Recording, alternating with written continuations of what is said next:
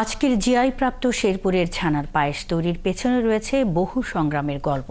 কারিগররা জানান, প্রায় ১০০ বছর ধরে কারিগররা নানান পরীক্ষা নিরীক্ষার পর আজকের এই স্বীকৃতি। এর জন্য তারা শেরপুরবাসীর কাছে কৃতজ্ঞ, কারণ তারাই প্রথম সবাইকে জানাতে শুরু করে এই মিষ্টির স্বাদের কথা। শাকিল মুরাদের তথ্য ছবিতে প্রতিবেদন।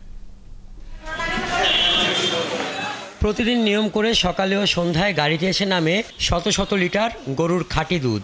সেই দুধ চুলার উপর কড়াইয়ে টকবক করে ফোটে সারাদিন। একসময় দুধ ছানায় পরিণত করেন কারিগর। সেটি নানা ধাপ পেরিয়ে পরিণত হয় ছানা পায়েসে।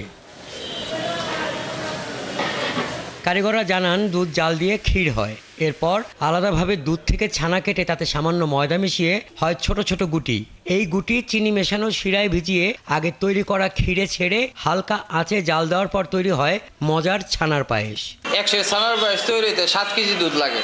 আজকে প্রায় 40 বছর যাবৎ এই মিষ্টির কারখানায় কাজ করতেছি। বাংলাদেশে বিভিন্ন জায়গা থেকে আমাদের দোকানে এই ছানার পায়েসটা কিনতে আসে। শেরপুরের শত বছরের পুরনো এই পায়েসের সুনাম রয়েছে দেশ জুড়ে। সেই সুনাম আজ ছড়ালো বিশ্বময়। মিষ্টি ব্যবসায়ীরা জানান, দীর্ঘদিন প্রায় সংগ্রাম করে তারা এর মান ধরে রেখেছেন। পরিষ্কার পরিচ্ছন্নতা এবং যথেষ্ট আন্তরিকভাবে আমরা এই পণ্যটা তৈরি করি। পায়েসটা এটা একটা খাওয়ার তৃপ্ত পায় পাবলিক সারা শেরপুরে। জেলা প্রশাসনের আবেদনে সম্প্রতি ভৌগোলিক নির্দেশক পণ্য হিসেবে ছানার পায়েস জিআই স্বীকৃতি পাওয়ায় খুশি এলাকার মানুষ। আমার বিবাহিত বয়সে 22 বছর।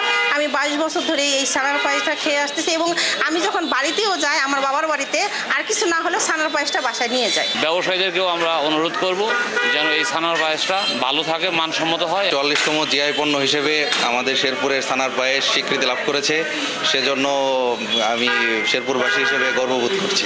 এই স্বীকৃতি জেলার অর্থনীতির বিস্তারে বড় ভূমিকা রাখবে বলছেন জেলা প্রশাসক। শেরপুর এবং শেরপুরের বাইরে এবং দেশের বাইরেও যদি আমরা এটাকে ব্যাপক প্রচার চালাতে পারি এবং মানুষ এটা গ্রহণ করে, তাহলে অর্থনৈতিকভাবে শেরপুরের মানুষ উপকৃত হবে। এর আগে 2023 সালের 15 জুন শেরপুরের জিআই পণ্য হিসেবে স্বীকৃতি পায় সুগন্ধি তুলসীমালা ধান।